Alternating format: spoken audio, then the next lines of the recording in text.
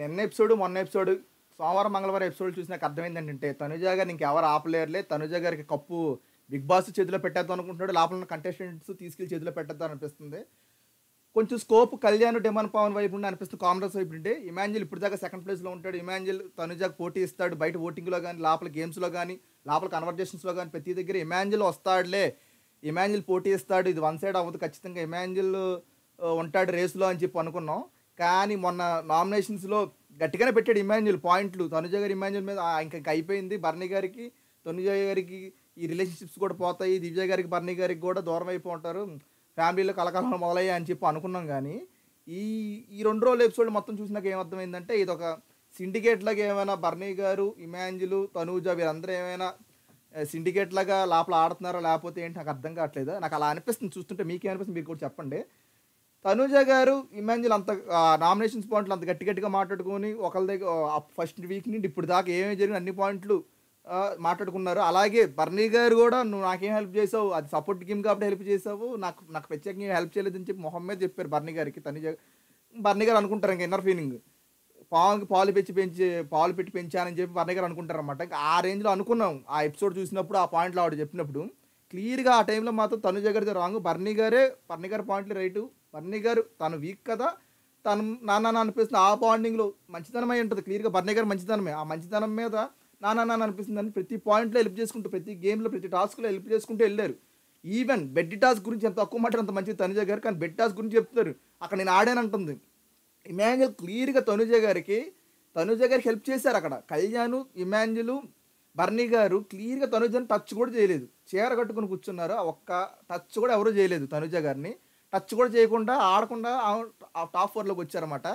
శ్రీజ మామూలుగా వీళ్ళతో కలిసి ఆడింది. శ్రీజ వాళ్ళ టీం అయినా సరే శ్రీజని తనుజ గారి కోసం బర్నీ గారు క్లియర్గా తోసేశారు, మ్యాన్ హ్యాండిల్ చేసి తోసేశారు ఒక అమ్మాయిని శ్రీజని. బర్నీ గారు ఎవరి కోసం? తనుజ గారి కోసం. సేఫ్ గేమే కదా మరి తను ఆడింది, వాళ్ళ కోసం.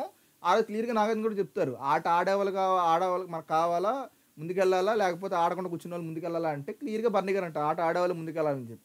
మరి ఆట ఆడేవాళ్ళు అప్పుడు ఆ రోజు ఆడలేదని అర్థమైపోతుంది కదా. తనుజ గారు ఇంకా నాకు నువ్వే హెల్ప్ చేయలేదని చెప్పి క్లియర్గా అంటున్నారు. బర్నీ గారిని అంటున్నారు అది హెల్పింగ్ టాస్క్ కాబట్టి, సపోర్టింగ్ టాస్క్ కాబట్టి సపోర్ట్ చేశారు అంటుంది క్లియర్గా.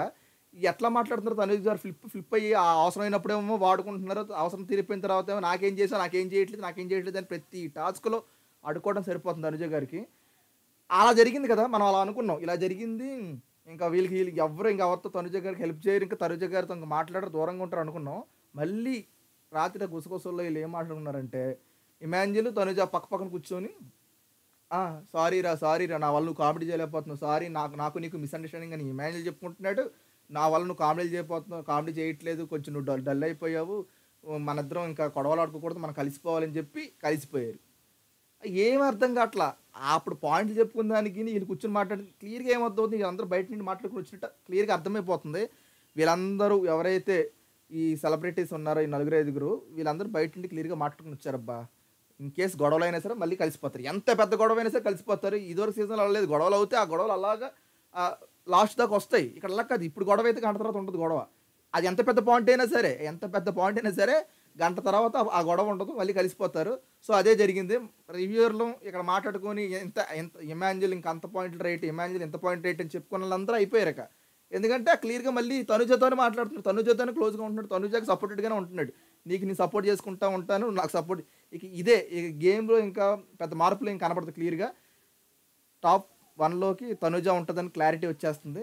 ఇక్కడ ఏమైనా బిగ్ బాస్ ఏమైనా ట్విస్టులు టర్నులు తీసుకొని డెమాన్ పవన్కి అలాగే కళ్యాణ్కి ఏమైనా మంచి ఫుటేజ్, ఏదైతే పాజిటివ్ ఫుటేజ్ ఉంటే ఆ పాజిటివ్ ఫుటేజ్ వేస్తే తప్ప తనుజ గారే ఆల్మోస్ట్ ఇప్పుడు దాకా విన్నర్ అయిపోతుంది. కానీ విన్నర్ మెటీరియల్ కాదు, కానీ విన్నర్ అయ్యే ఛాన్సెస్ ఆవిడకే కనబడుతున్నాయి. ఎందుకంటే బిగ్ బాస్ ఆవిడకే పాజిటివ్ ఫుటేజ్ వేస్తున్నాడు, నెగిటివ్ ఫుటేజ్ ఇప్పుడు వచ్చి వేసిందే లేదు మనకి. ఈ నామినేషన్ వేసాడులే అనుకున్నాము. ఇదంతా తనుజ గారి పాయింట్లు అన్ని రాంగ్ పాయింట్లు, బర్నీ గారితో చెప్పిన ఇమాన్యుల్తో పాయింట్లు అన్ని ఫ్లిప్ అయిన పాయింట్లే. కానీ ఎందుకు వేసాడు అనుకుంటే ఇందుకే వేసాడు, ఎందుకంటే వీళ్ళ తర్వాత మళ్ళీ కలిసిపోయారు కాబట్టి అది వాళ్ళే మాట్లాడినా వాళ్ళే కలిసిపోయారు కాబట్టి అది ప్రాబ్లమే లేదు కాబట్టి అది బయట నెగిటివ్ కూడా అవ్వదు.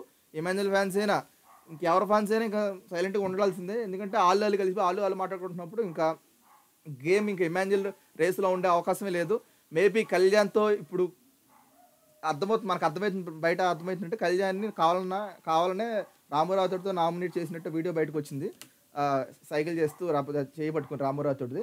సో మేబీ బయట మారిన లోపల కళ్యాణ్‌తో మంచిగా ఉంటే కళ్యాణ్ సపోర్ట్ చేసుకుంటూనే వెళ్తాడు.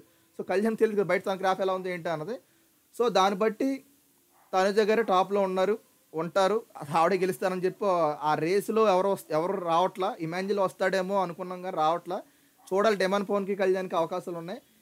వీళ్ళిద్దరికి మాత్రం తనుజ గారికి, కళ్యాణ్ గారికి మాత్రం ఖచ్చితంగా మంచి మధ్యలో పెద్ద గొడవేనయ్యి వాళ్ళిద్దరూ దూరం అయితే తప్ప రేసులో ఇంకెవరు కనపడేటట్టు కనపడట్లేదు. చూద్దాం ఏమవుతుందో. Love you all.